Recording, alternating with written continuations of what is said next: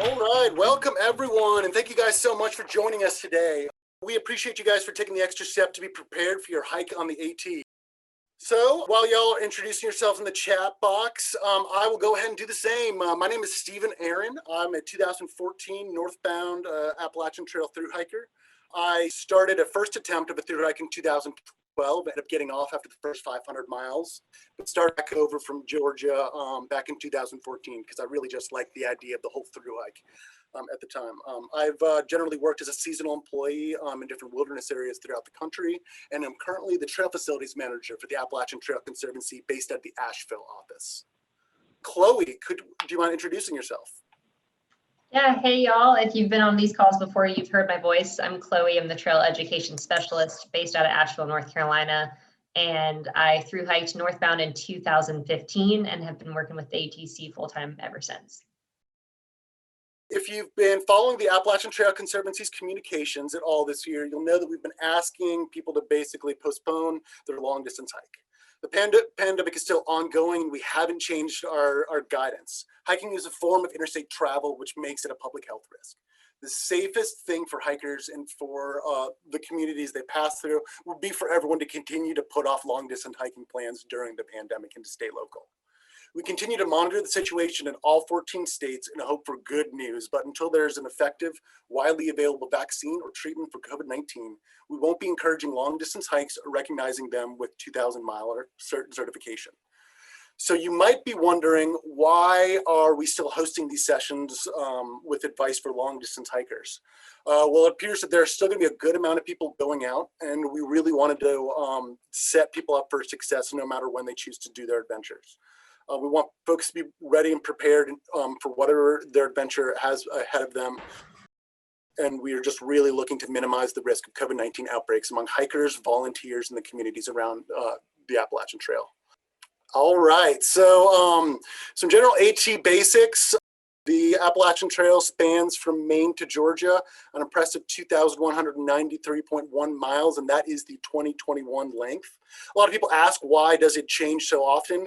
It's because folks like me, when we're not getting to do fun Zoom presentations like this, might be working on trail relocations for a more scenic or protected part of the Appalachian Trail, or more sustainable design. So the trail seems to just be getting longer as it's more sustainable to take our time going up the trail, to go off on a tangent.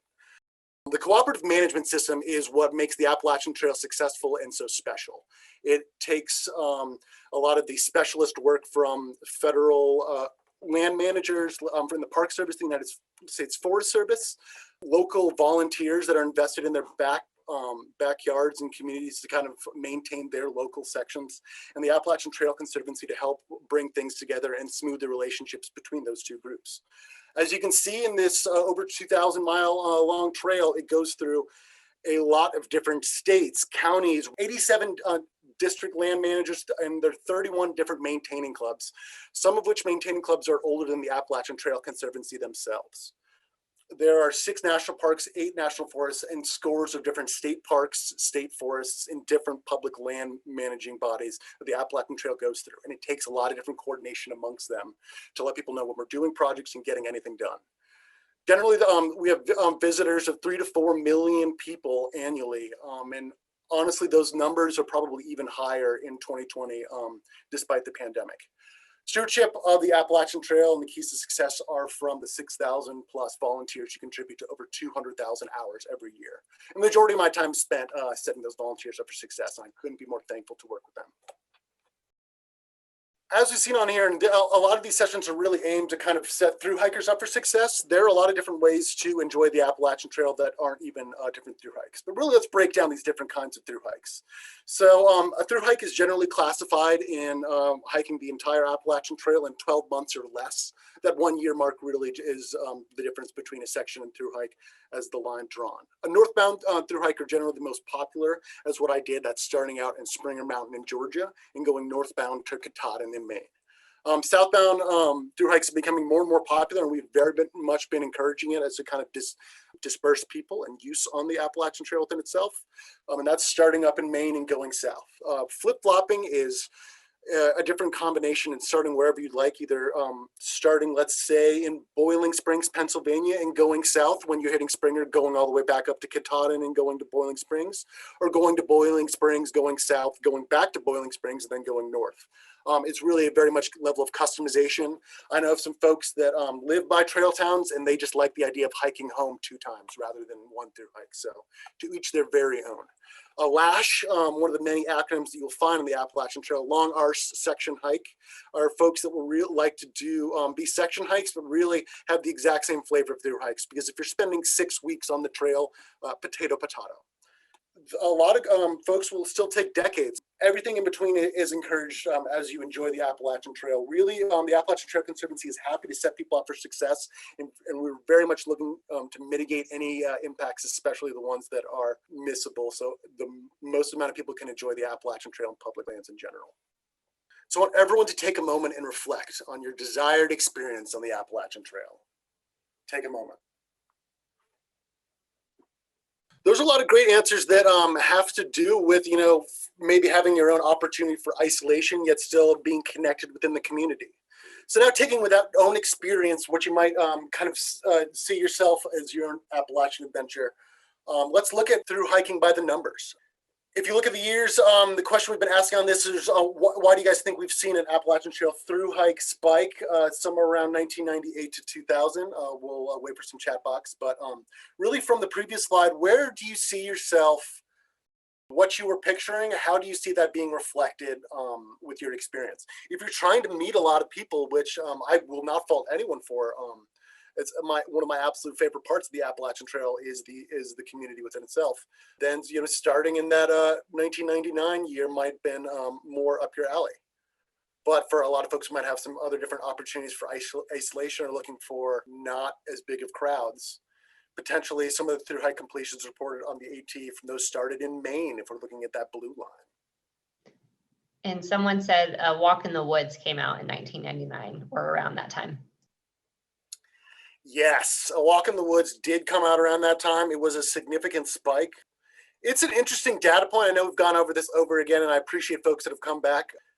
I do reflect that it's just interesting to see how many people going outside from a book. I think as the decades go on, as technology becomes more and more part of our lives, it's going to be that much more interesting of a spike in the data. Back in 2015, we started a voluntary registration system called AT Camp. That really was a way to kind of very much help disperse some of the crowds that we were seeing over the past decade a lot from the walk and woods. AT Camp gives you an opportunity to register your hike and see how many folks are kind of around that starting place. When you're planning your through hike, there are a number of other considerations that you might think about on when to start and where to start. So the terrain of all things. This first picture is taken around Katahdin. So this would be your first day Sobos. I've had the pleasure of spending 4 months in the Mahoosic Notch working for Mahoosic Guide Service.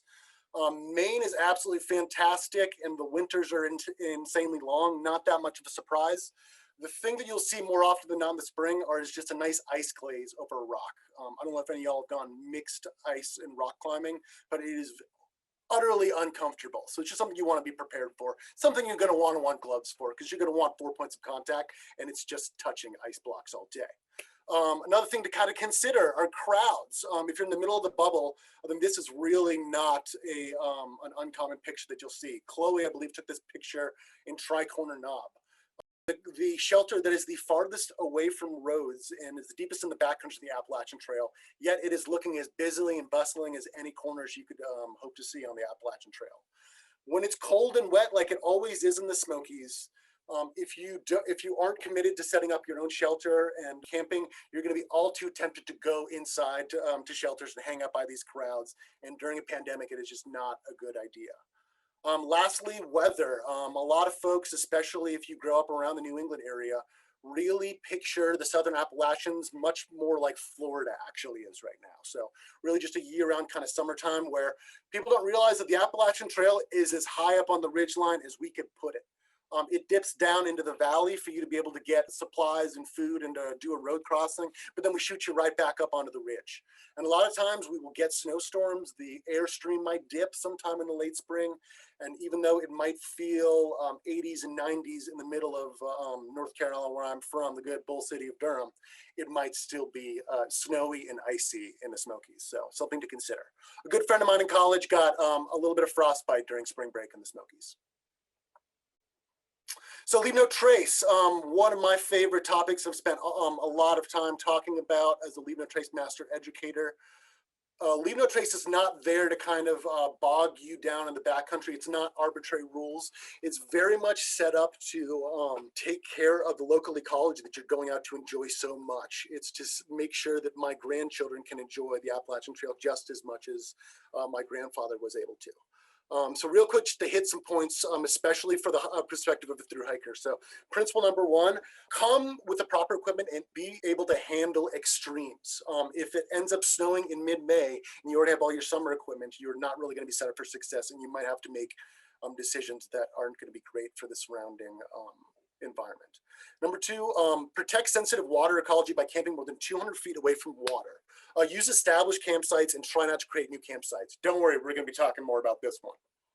Number three, don't spend a thru hike leaving hundreds of surface poop and toilet paper all around, up and down the East Coast. Learn how to properly cat hole, commit to properly cat holing. Pooping is so comfortable nowadays, and the idea of pooping outside is aesthetically devastating at first, but it's really not that bad.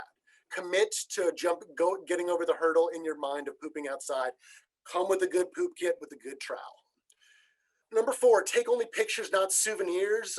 Keep your load nice and light and don't take anything. A lot of, even times if you take different small bits of vegetation, you could be transporting different fungus up and down the Appalachian Trail and contributing to invasive species transmission.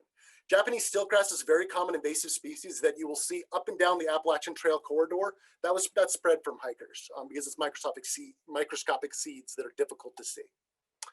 Number five, don't burn anything other than forest products. A lot of different extra papers, inks, trash have a lot of different heavy metals that contribute to haze, air pollution, and are just really bad for when you are hanging out and stirring by them if you're cooking over top of them.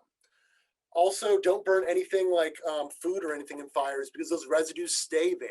Bears smell fantastically, 2,000 times better than we do. So they will still smell those charred remains long after you were gone. Number six, making sure to store your food responsibly at night to protect bears is really a consideration that is all about protecting those bears. A fed bear, more often than not, is a dead bear. And bears have a lot of instincts and are taught from their mothers on how to forage and find a lot of good food all around the forest. And if they end up getting into your wonderful calorie-dense Cheetos, they're going to keep coming back because it's better than scrounging for berries and eating grubs. So do them a favor. Go out of your way to keep them from getting all your food and smellables. Number seven, being respectful of other visitors. The way you act reflects on all thru hikers, Appalachian Trail Conservancy, hikers in general, and a lot of the communities. A lot of you guys are seen by your friends as thru hikers, regardless if you've spent a foot on the Appalachian Trail, and I love that. You were already started your thru hike as you're in this planning process. That also means that your actions matter, and you were probably your most outdoorsy friend. People are going to continue to ask you questions after this point, and the answers that you give matter. It can come down to, again, if other bears get fed from your friends, if corners that you cut become bigger corners from your friends. I digress. Feel free to follow up with me on any more things about Leave No Trace, and we'll set you up for more education. Back over to AT Camp. Again, this is a volunteer registration system that we started just over 5 years ago. This is really meant to let people know where folks are. Unlike a lot of places on the West Coast, this is not a required permit system that costs money. This is a volunteer registration system to very much provide value to folks to make sure to see exactly that thru hike that you were picturing in your brain. Is this, you can pick on the day to see if it lines up with your expectations. Really, you can see a couple quick shorthands. Staying away from generally midway point in March or the first week in April are always hot spots. It wasn't during a pandemic, and I started my thru hike first week of April because I actually wanted to be in the bubble because I absolutely love the AT hiking community just as much as the trail itself. And it is all that much too bad that hiking during right now that's not really something that you can very much enjoy and revel in the same way you can outside of a pandemic. Other atcamp.org pro tips: it's a lot easier on a computer, but it's still doable on a phone for a simple through hike itinerary. Check the charts first, find a less busy day to start your hike, and then start your registration. Stay below the red line. The registration is not a reservation. You will need to get a permits for special areas that we'll talk about in a second, like in the Smokies, Shenandoah, and Baxter. Thru hikers do not need to select campsites, just a starting point in particular. All other hikers, it'll be nice if you can put out your full itinerary. You cannot change your registration once you've already done it. If your plans change, please cancel your old registration and create a new registration. Finally, after you do registration, check your inbox or your junk mail folder, as a lot of confirmations might bounce over to there in particular. If you're going for a just a quick couple nights, you can kind of put your entire itinerary where you're starting in one area and ending in another area. The more people that do it, the more value there is for everyone on this. It is particularly nice. I've used this when I'm planning stuff, and I see that there is a Boy Scout troop, which I'm an Eagle Scout, so I absolutely love Boy Scouts. It's the reason why I'm talking to you today. But that being said, I don't necessarily want to spend my solo vacation time camping with Boy Scouts. So I was able to change my registration going on just the report that I saw in AT camp. Other safety and different points that we're going to go over: situational awareness, listening to your gut. You see this thing over to the right. This is actually a staged picture with a professional bear who's common and has been seen in a lot of movies, including A Walk in the Woods. Even in that instance with a domesticated, quote unquote, professional stunt bear, this is a stupid picture. Don't take selfies with bears. This has been a big enough problem that the National Park Service and multiple parks, from Rocky Mount Park in the Colorado to a lot of the Sierras in California, have had to make official statements and divert interpretation dollars over to messaging around taking selfies with bears. More than anything else, use common sense. Listen to your gut. If something feels unsafe and kind of very on a skin level seems unsafe, it probably is. If something seems inappropriate, if you come across something that seems sketchy, feel free to report those incidents on the AppalachianTrail.org/incidents. Those are important. We take those seriously, even if it's not necessarily a criminal thing. It's great for us to, again, the ATC will disperse that information. Our offices share a building with the National Forest Foundation law enforcement officers. It is very easy for us to communicate to them if it is appropriate, to keep an eye on sketchy people in sketchy areas, and or to be able to communicate to other folks in the area to stay away from sketchier characters. So it is very helpful for you to do those reports. Share your itinerary with your friends and family members and check in regularly as it changes. They're going to be the first ones that are going to know if anything goes wrong with your trip. Consider carrying a satellite communication device. When I was 22 and 23, I really didn't want to carry a spot device, but at the end of the day, there's nothing like a satellite communication device, not necessarily a Spot or a Garmin, that will be able to press a button if you don't have any cell phone service, and either bring in the cavalry if something has gone wrong, or just to let your mom know that you're okay before she goes to bed, which is what I ended up doing on my thru hike because I like my mom. Firearms, a lot of folks bring those for bear protection or people protection. They're a very difficult thing to have on the Appalachian Trail. It's a difficult thing to make sure you're maintaining and keeping safe, as well as keeping in safe order. Like a lot of things that you'll notice after weeks of backpacking is everything of yours will be damp. So keeping your firearm in a safe working condition will take a lot of cleaning. And with folks that I know that thru hike with guns was just way too much hassle after a while. Again, staying on top of the weather forecast and the hazards is just, it's common sense, but it just will keep coming up as a way to keep yourself adventuring and keep yourself alive. Talk to your other friends on trail as normally do. This is something that's one of the amazing things about the thru hiking community, especially on the Appalachian trails. We very much look after each other. Folks, let each other know if that water source that you think someone's going to depend on that you just passed over is dried up, or if there was maybe a bear lingering around a shelter, so that made sure no one slept the night before. Keep communicating, keep talking to everyone, and really use common sense. Safety and coronavirus. PPE is the 3-letter acronym of 2020. I know for a lot of trail folk, it might have meant chainsaw chaps for a while, but what are some of the essential PPE that we need on this very special time during a pandemic? Other essential PPE that we're going to go over, personal shelter is an imperative this year, as shelters are generally closed throughout the Appalachian Trail, including privies, and might have to continue to be closed throughout the year. Travel in a hand washing kit or a hand sanitizer. A proper poo kit is really another essential to set yourself up for success. With a personal shelter, you're not going to use shelters on the Appalachian Trail. With a poo kit, you're going to use your own cat holes and not use privies. Don't worry, we'll be talking about a little bit more.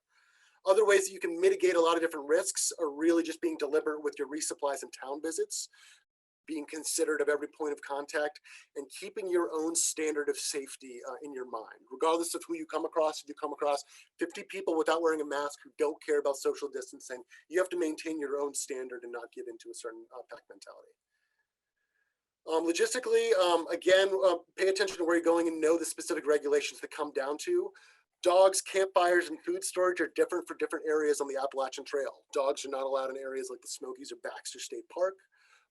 Fires, depending on whether they're droughts or not, may or may not be allowed on all parts of the Appalachian Trail. It's all depending on weather. It is regular for forest fires and wildfires to be on the Appalachian Trail and for it to be regularly high risk. So really paying attention to that ephemerally, regardless of what's happening at this moment. Another, food storage regulations. It is required to hang all your food in the Smokies. Again, that is a legal requirement. It's always a good idea to properly store your food. Other logistics that are particularly difficult to, impossible to do 100% safely or during a pandemic or transportation. Through hiking a lot of times has a lot of shuttles, a lot of piling in cars, some hitchhiking, even though it's not, I'm not telling you to hitchhike in particular. Just really think about how you're going to transport on the trail and going back and forth throughout towns, especially in 2021 if you choose to hike.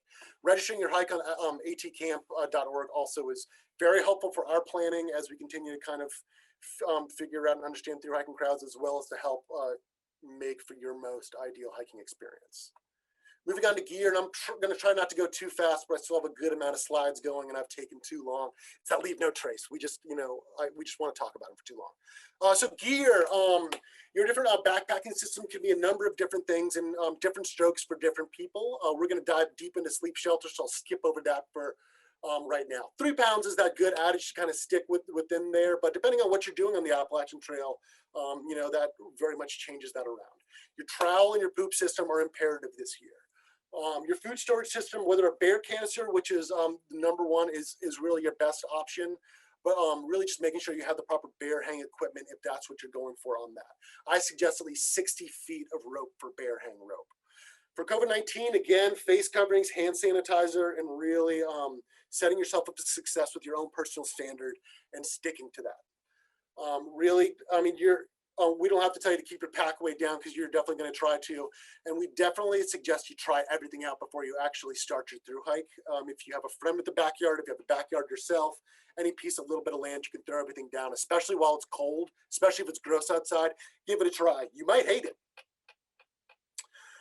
All right, let's get to the special new stuff now. It's the Gear Sleep System Edition. All right, there are so many different ways to sleep outside. The one that I didn't have on here is no shelter at all, cowboy camping. Not something we generally recommend because you're really rolling the dice, hoping that weather doesn't kill you to be short about it. But really, there are a lot of different options for your shelter system. The big thing is that we want you to be comfortable with something and set up for the exact adventure that you were doing, whether it be an overnight or a long distance through hike. So it's if it's a long distance hike, again, sticking to generally under those 3 pounds, being prepared for bugs, depending on that type of the system that you're in, and extreme weather. To bounce around to different types of things that we're seeing on here, with the middle one, you're seeing that Z-Packs. I think that's a Z-Packs type of tarp tent. That's probably the most common one. We've seen that, and I think one of the seat house models, the Big Agnes one to the left, the orange tent. Those are one of the more common tents that you will generally see on the Appalachian Trail. With some of the complaints that you'll see is the bottom rim on both of those. If there's a heavy thunderstorm, you'll get a lot of splashback on a lot of stuff. Same thing with these little this bivy sack, this little bear burrito on the ground that you're seeing here, right here. Those can be particularly claustrophobic depending on how you feel. We'll bounce back over those real quick in a second. Real quick though, have we talked about coronavirus yet? Just real quick to hit that point home. A lot of times when they picture shelters, some people on this call are still going, Stephen, come on, shelters are still open. I'm going to still sleep in there every now and then. Looking at these pictures all the way over to the right, these are all Appalachian Trail shelters or structures that you will regularly go in. A lot of them are very closed off, extraordinarily closed off. They're not just 3 walls, they are 4 walls with a door. And if it's remotely cold, people are going to keep that door closed. So even if you're trying to picture a shelter that you're hoping that you might stay in or a privy that's open, it might be a lot more closed off than you think. Set yourself up for success. Find one of these systems that you like and let's go for it. So that being said, when you're purchasing a tent, look at that weight and look at the particular length and height. The picture to the right of the yellow fellow in the hammock shows exactly how wide it is, depending how wide of a person, and when you're sitting up, exactly how much height you get. I say that in particular because I spent my first season as a ranger with like a gooseneck as I was reading every night, because it was 37 inches as opposed to 39 inches. I needed 39 inches as I'm about 6 feet tall. Something to pay attention to, measure yourself before you do some shopping. If you like doing a tarp setup, if it looks cool, if you're like, oh my God, I looked at the weight, that bottom right one looks so good, I can set that up with everything. It's gonna be so light, 10 ounces. Try it out in the backyard, see if you like it. It's going to be a whole different thing if there's mosquitoes around too, if you set up on a particularly bad spot and you end up getting pretty wet. So definitely pay attention to that. So let's hop into hammocks real quick. If you're going to do a hammocking, a lot of the extra gear and stuff that you want to pay attention to are straps, the hammock themselves, a sleeping bag and sleeping pad. A lot of people think you don't need a sleeping pad. Even on a lot of summer nights, it's nice to have that insulation below you. A lot of people know that bridges freeze first during cold nights like last night. That's because cold air goes underneath. Same thing with a hammock. If you sleep cold, know that before you hop into a hammock, because it's going to get that much more difficult and you're going to sleep that much colder. If you sleep hot, enjoy the hammock. I know I do. The tarp is something I see as an essential. That's I was born and raised in Southern Appalachians, and I consider it a rainforest as much as any other place that I've ever been to. A bug net is a key thing, but something you might need only to particular areas at particular times in the season. And an underquilt is also an option, as you'll see in the top section, is an underquilt thing. Specific things that kind of for protection for hammocking in general is really looking at how your tree straps are interacting with trees. If you are using something that is too small and not enough surface area, like P cord, that strap can cut into the bark in particular and into the cork and cork cambium of the tree. That can go into the different kind of phloem and the ways that trees bring different sugar water up and down the tree to disperse different nutrients. As you can see in the bottom left, this is a callus from a bad tree trimming that was a flush cut, a little too close to the tree itself. So as you can see, there's a lot of rot that goes in there. The tree starts to slowly callus after 2 years and will close off that injury with a lot of rot underneath it. Really all I'm trying to get across to you is that trees will try to heal themselves, but really the best thing you can do is get big old fatty straps and don't cut into trees in particular. Pick trees that are wider than 4 feet in diameter and that don't have particularly flaky bark, so you won't cut into it. So even if it doesn't cut into that cork, it's not aesthetically devastating if you shave off a pine or a different kind of flaky birch. I like a good 2-inch fat strap. I'm also big into seat belts, which is a really good option for hammock straps. A couple other quick hammock tips real quick. No banana hang. So look at the guy in the bottom left. You see how he's sleeping at an angle? This is the reason why some people have slept in a hammock, but they're like, oh, it was uncomfortable. My feet were cold. They weren't sleeping like this guy. This guy's sleeping almost flat because he's at an angle. If you're intrigued by this, do some more research. Don't hang more than 18 inches off of the ground, because eventually systems fail. You're going to hook something wrong. Something's going to break and you're going to fall. Happened to me at least 7 or 8 times. And you can also make your hammock. It's fairly easy. Also kind of going over back into just generally camping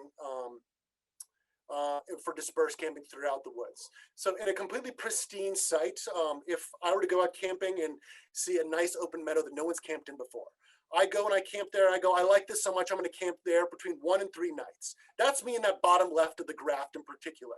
I'm doing a little bit of damage to that site, but honestly, you're not noticing it all that much.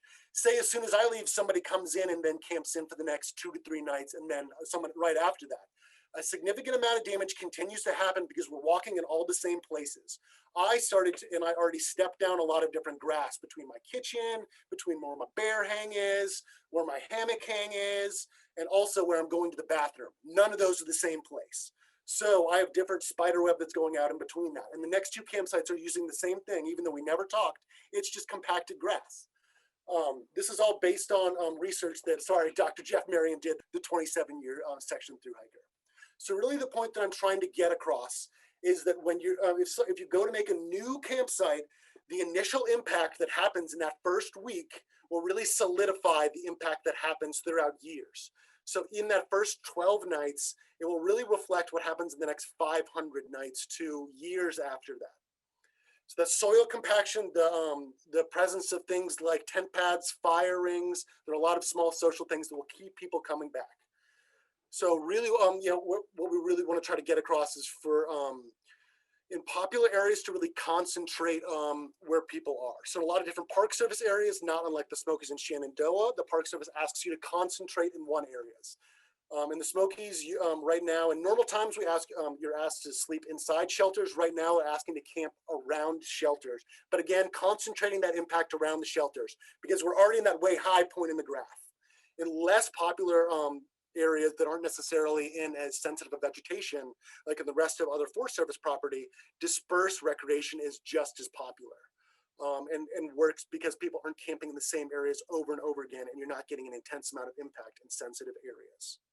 It's hard to renaturalize areas. If you see ropes around different campsites, especially around shelters, where we're trying to renaturalize that stuff, it is very difficult, and we need your help to not camp there.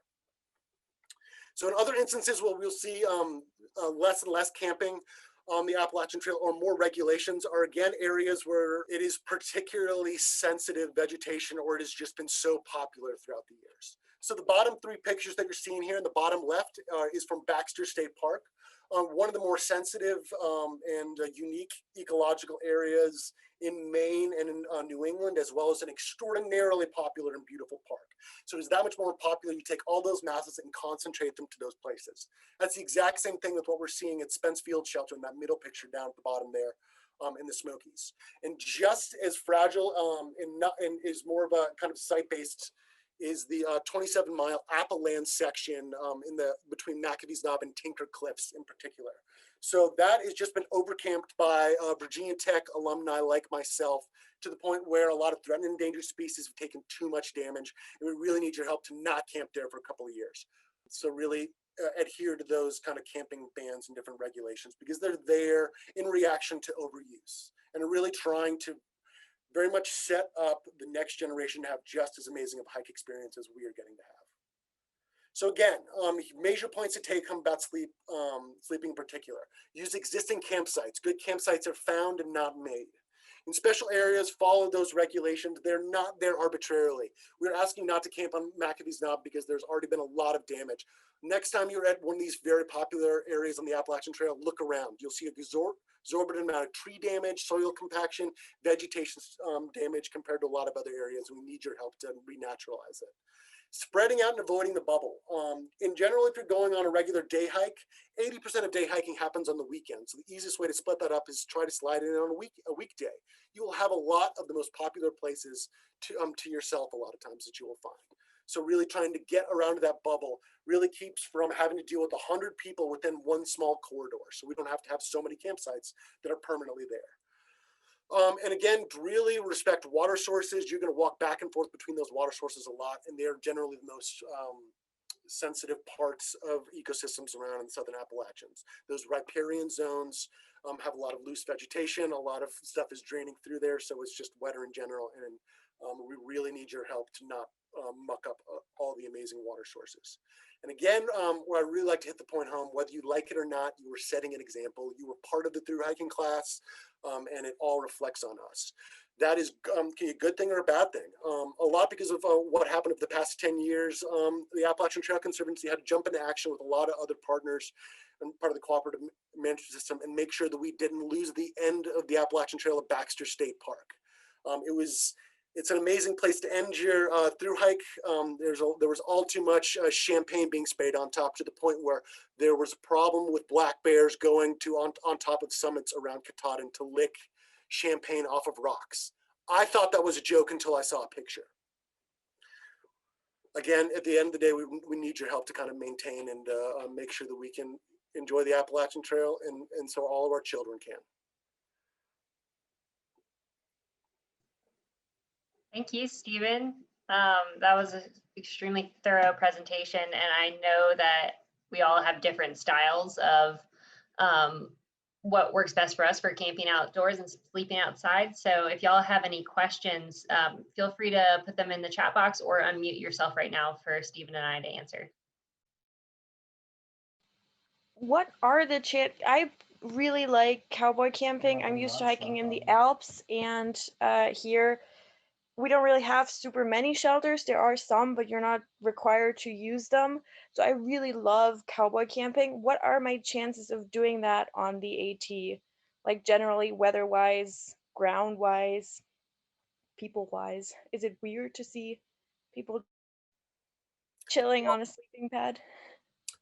Honestly, especially throughout a through hike, no, absolutely not. I feel like people should take advantage of it, regardless of what situation you have, or camping wise.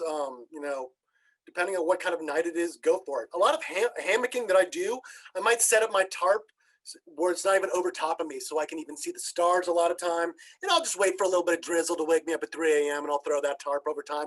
I'll end up giggling to myself. I'll look over, I'll see my buddy I'm camping with doing the same thing. So sometimes I'll roll the dice, or yeah, sometimes I'll just cowboy camp and have my shelter ready to stumble and set up in the middle of the night.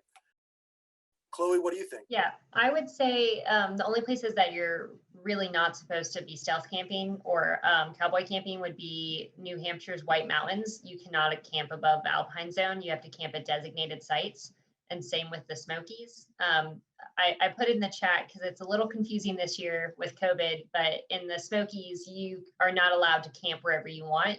You historically have to stay inside shelters in the park. But this year with COVID, they're giving a little leniency, and they're saying you don't have to sleep inside the shelters. You have every right to do it at your own risk, but you do have to camp outside of the shelter.